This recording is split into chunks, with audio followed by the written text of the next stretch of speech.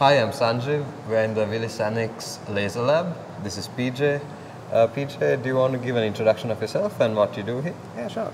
Well, my name's PJ and I'm one of Tracy's postdocs, and I'm currently working on this rig over here, which is called the myocardial bridging rig.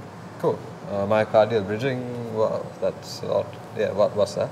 Yeah, so myocardial bridging is an inborn condition, so it's something you're born with, and it's actually quite common as well. It occurs in about 19% of people, from what a recent study has shown. And it's basically a condition wherein the coronary arteries, which supply blood to the heart, pass through the heart muscle itself, as opposed to lying on top of the surface of the heart, which is what would normally be the case. So what can result is that every time the heart contracts, it causes the artery to be compressed, because the artery is surrounded on all sides by the heart muscle. Okay. So is that the main motivation, to see what the contraction is doing to the artery? Or? Yeah, exactly. So we want to perform a series of flow visualization studies using this rig to try and get an understanding of what's happening to the flow, because the condition has been linked with a series of diseases such as deprived blood flow to the heart muscle, and also irregular heartbeats as well. And at its worst, in the worst case, it's been linked with sudden cardiac death as well. Okay, yeah, intense, So that's the main motivation. The other motivation is because it's really difficult to visualize this stuff in an actual person. So the only real option we have to properly see what happens due to the contraction of the heart muscle on the arteries is to perform it in the lab using this in vitro rig. Okay. So yeah, you touched on this in vitro rig, which is a very complex system. Do you want to show us different components and explain? Yeah, sure. So I may have mentioned earlier that we're interested in looking at the pressure and flow data within the artery. Yes, you did. So one of the things we're using to measure the pressure is this. It's a pressure wire which was modified by Joseph, who's one of Tracy's PhD students. And what we can do is we can feed this pressure wire anywhere through the artery.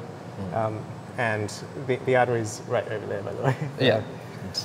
And we can measure the pressure anywhere upstream and downstream of where the heart muscle causes the artery to contract. I guess because you see disturbances on both sides, not only at the... Yeah, exactly. Okay, so that's the pressure side as well. So that, what's this big arm that you got? So I guess that's, assuming, is what the heart does, but do you want to... Yeah, so this is designed by Josh, one of Tracy's previous PhD students. And basically it moves up and down. I can show you how it works, actually. Cool. So, that'll be... Yeah, okay. So as you can see, it's moving up and down and causing the artery to compress at the moment. So this is just replicating what the heart does to the arteries. Okay, that's really cool. Yeah. Sorry, going back, the pressure data, it's pressure wire.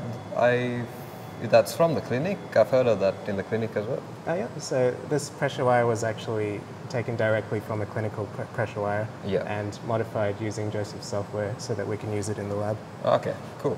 So you've got software controlling the pressure wire, and I guess this the rig as well. Okay. And you've got the artery sitting in a bath. Why is that? The bath was there so that we can fill the tank up with glycerol water, which is used to closely match the refractive index with the artery that we see over here. Yeah. So this artery is made out of silicon, which is made by mixing these two components over here. So this is polydimethyl siloxane, or PDMS. So by combining the base with the curing agent, we can get arteries of varying stiffnesses. Okay. So this one's quite flexible, and that was designed to simulate a healthy artery. Okay. However, if we want to simulate a more diseased artery and make it stiffer, we just have to add a bit more curing agent. Right. Okay. So the bath was created so that we can cause these arteries to disappear, essentially. So that. Why would you want that?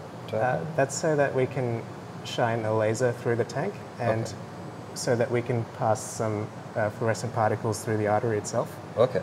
And by doing so, we can visualize exactly what's happening to those particles as they're going through the artery, which is only possible because everything's transparent. Right, okay, yeah. And you don't see, there's no contortion or there's no obstruction. Exactly, so the laser just goes straight up through the artery instead of being distorted. Okay. But like this definitely is bigger than a normal artery. I guess you need to scale it up to see more resolution. But what does that come with? Like, what does that come with? You probably need to change the conditions. Yeah, that's right. So, in order to exactly replicate what would happen in a life-sized artery, which is about 3.5 millimeters in diameter. Oh, okay. So this one's scaled up 4 times so that it's 15 mils in diameter. Right. And in order to exactly match what's happening to the fluid dynamics, we would have to make adjustments to the time scale of the. We have to adjust the period over which the pulses are generated by our pump. Yeah. And we also have to adjust the density and viscosity of the fluid as well. Okay. Both Wormsley's number and Reynolds number. Yeah, that's right. Scaling, yeah. So by matching those two non-dimensional numbers, we can achieve the same flow characteristics. Cool. You mentioned a pulse, so it's not just steady flow. You're varying the flow as well, is that right? That's courtesy of this big pump over here, which was designed by Vince, one of our machinists. Right. Yeah. And so it's a piston pump, and it's capable of generating physiological flows. Okay. Okay. And it varies the pressure, I guess, as well. Yeah. Yes, that's right. So I can show you what that looks like now, if you want. Cool. So I'll just set it to reset. Right. Okay. It's pushed And up. as you can see, it's causing the pressure to change. Yeah. Yeah. No, that's pretty cool. Yeah. So there's another component that has been controlled electrically, I guess. So was this problem given to you from the clinic, or was it the engineers that tried to fix a problem? We were actually performing this problem. We're learning about this problem in conjunction with Concord Hospital, who have done extensive research into myocardial bridging as well. Okay. And they've actually supplied us with pressure data from patients who have this condition. Okay. And so they've obtained this data from patients with mild and severe bridges, from which we can use to validate our experimental model. Okay. Okay.